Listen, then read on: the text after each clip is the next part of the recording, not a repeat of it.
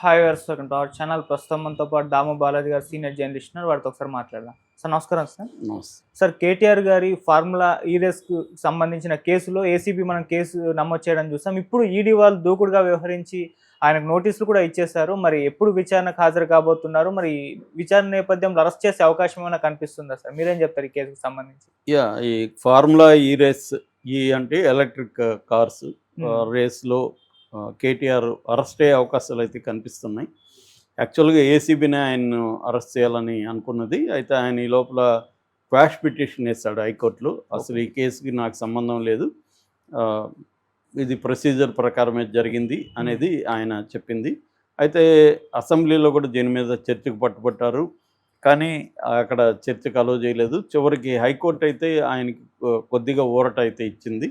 అంటే 30వ తేదీ వరకు అరెస్ట్ చేయొద్దని చెప్పింది, లోపల కౌంటర్ ఏమనింది. అయితే మళ్ళీ దాని మీద కూడా ఏసీబీ అరెస్టు చేయొద్దన్న దాన్ని కూడా వ్యతిరేకిస్తూ పిటిషన్ వేశారు. ఓకే, అంటే అక్కడ ఏసీబీ కూడా సీరియస్గానే ఉన్నట్టుగా అర్థమవుతుంది. అంటే స్టేట్ గవర్నమెంట్ ఇన్ని ఏదో రకంగా అరెస్ట్ చేసి జైల్లో పెట్టాలని ఆల్రెడీ గవర్నర్ పర్మిషన్ కూడా తీసుకున్నారు.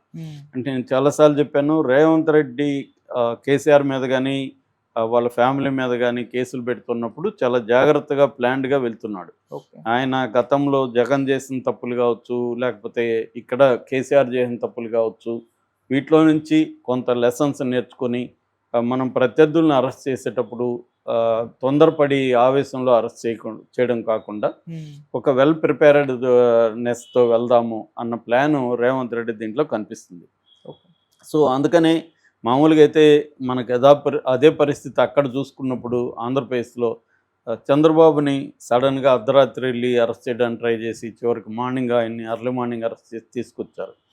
సో ఆయన ప్రధానంగా టెక్నికల్ అంశం మీదనే చంద్రబాబు సుప్రీంకోర్టు వరకు వెళ్ళాడు. అదేంటంటే PC act and prevention of corruption act 17A amendment అనమాట.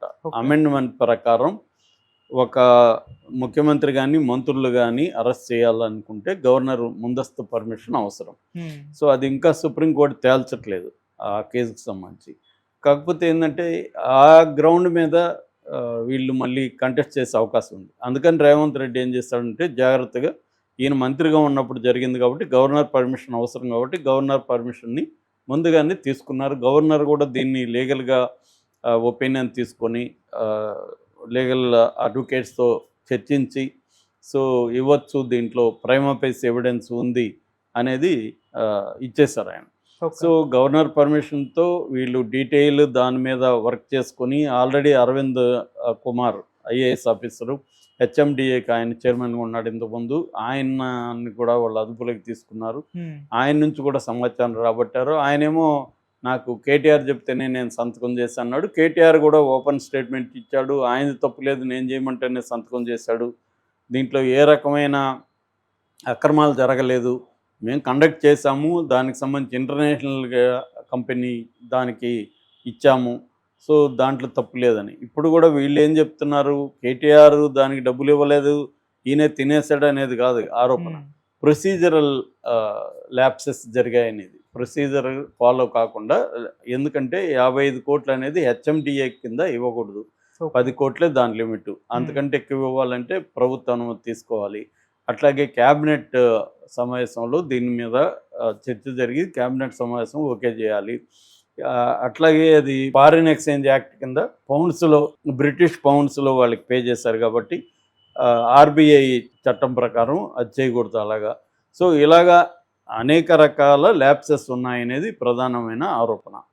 సో అందుకని దాంట్లో పీసీ యాక్ట్ కూడా కింద పెట్టారు. అట్లాగే అప్పట్లో నేరం జరిగింది కాబట్టి ఐపీసీ కింద 409 కింద పెట్టారు. అందులో 8 years పైన ఉంటే నోటీసులు ఇవ్వాల్సిన అవసరం లేదు, ఆయన డైరెక్ట్గా అరెస్ట్ చేయొచ్చు. సో ఇవన్నీ జాగ్రత్తగా రేవంత్ రెడ్డి ప్రభుత్వం పకడ్బందీగా ఆయన మీద పెట్టింది. దాంతోపాటు ఈడీకి కూడా రాసింది. ఆల్రెడీ మోడీ కూడా ఇక్కడ బీఆర్ఎస్ పార్టీని బలహీనపరచాలనేది మోడీకి కూడా ఉద్దేశం ఉంది. ఆల్రెడీ మనం చూసాము, కవితను ఢిల్లీ లిక్కర్ స్కామ్లో పెట్టి ఆమెకు 6 నెలలు బెయిల్ రాకుండా చూశారు. సో ఇప్పుడు రేవంత్ రెడ్డి బీజేపీ ఈ విషయంలో కుమ్మక్కైన విమర్శలు కూడా వస్తున్నాయి. ఎందుకంటే ఇద్దరికీ కామన్ ఎనిమి బీఆర్ఎస్ కాబట్టి బీఆర్ఎస్ని బలహీనపరిస్తే అప్పుడు బీజేపీ వర్సెస్ కాంగ్రెస్ అన్న ఇది మాత్రమే ఉంటుంది. ఆల్రెడీ కవితను అరెస్ట్ చేసినా కూడా సింపతి రాలేదు ఇక్కడ. కాబట్టి ఇప్పుడు కేటీఆర్ని కూడా ఈ అవినీతి కేసులు అరెస్ట్ చేస్తే సింపతి రాదు.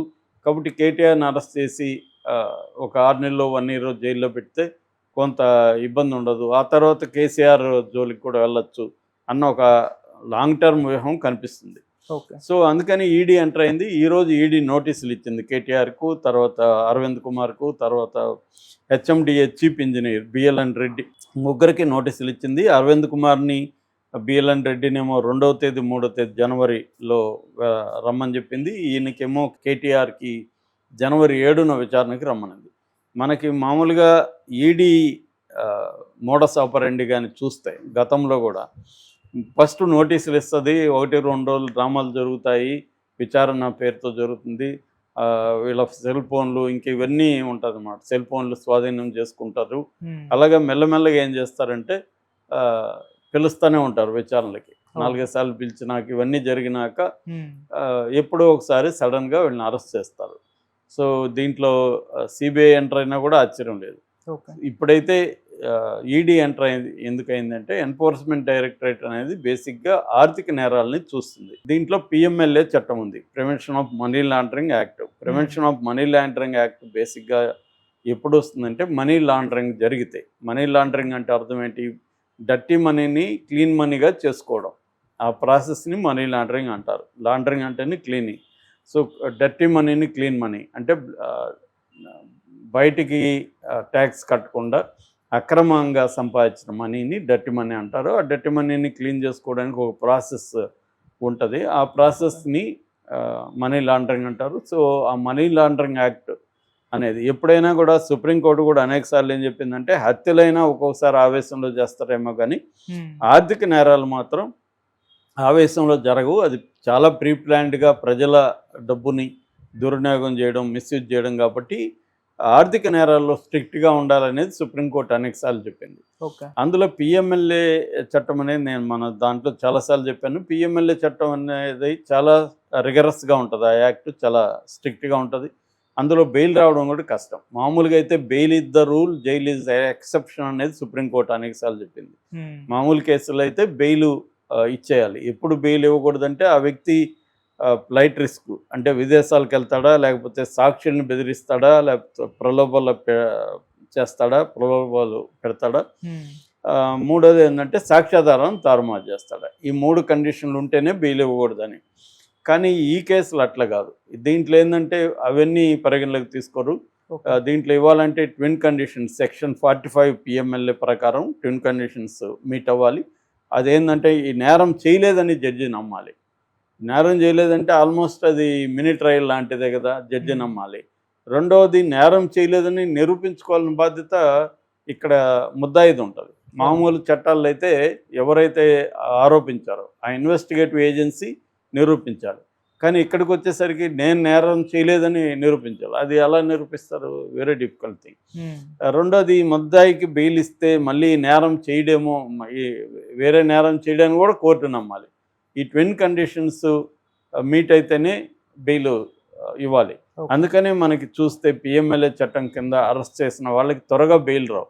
మన ఢిల్లీ లిక్కర్ కేసులో చూస్తే అందరూ కూడా 6 నెలల పైన ఉన్నవాళ్ళే, ఇంకా 1 ఇయర్ 1.5 ఇయర్ కూడా ఉన్నారు.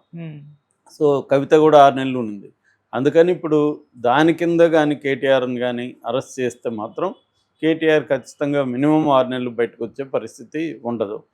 సో కేటీఆర్ కూడా దానికి ప్రిపేర్ అయినాడు, కానీ సింపతి వస్తుందా రాదా అన్న కన్ఫ్యూజన్లో వీళ్ళు కూడా ఉన్నారు. ఎందుకంటే ఈయన అరెస్ట్ చేసి ఢిల్లీ జైల్లోనో తిహార్ జైల్లోనో పెట్టారనుకో,